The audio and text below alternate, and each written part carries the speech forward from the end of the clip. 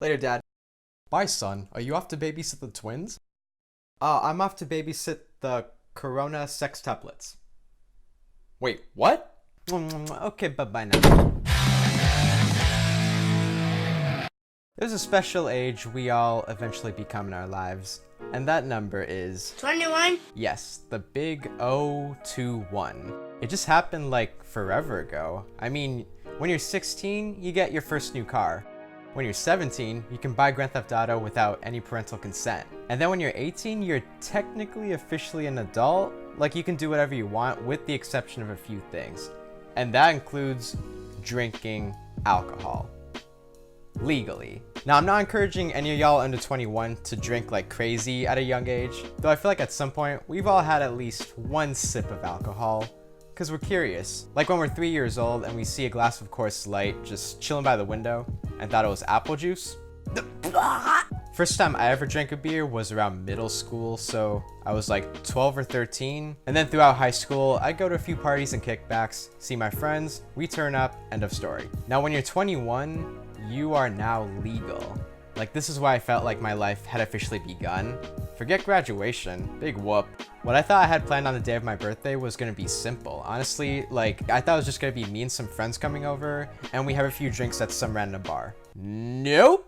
Little did I know, my aunt, who by the way loves to have fun more than anyone else in my family, really wanted to buy me my first drink. Now I was stoked. She was texting me to be ready soon, so I'd be in my room trying on the same clothes over and over, just to take them off after like 5 minutes, and finding the right cologne to put on. Cause I'm Persian, so if you know how Middle Easterns are with the cologne, ahahaha, you crazy. I was also lucky that my B-day was on a Saturday. Guys, here's the thing. Don't ever go out if it's not Friday or Saturday night. At first, my aunt told me we'll go out on Sunday night.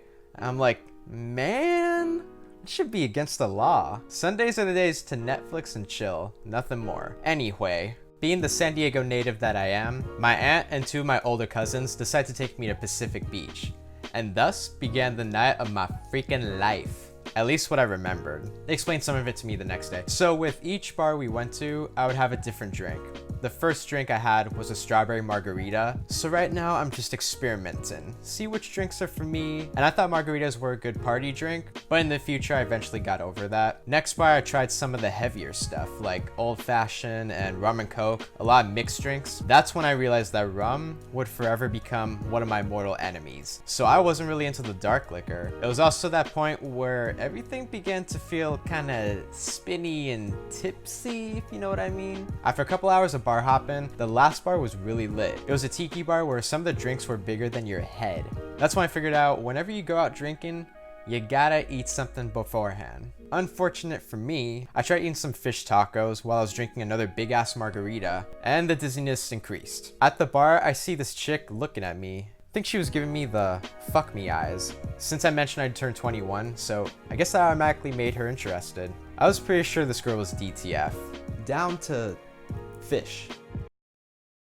Because, you know, I had the fish tacos, and never mind. Even though I was really drunk, I could still function pretty well. There's a few different types of drunks. You got the loud, fun, sometimes horny drunk, which is what I usually am. You got the emotional, always crying about everything drunk.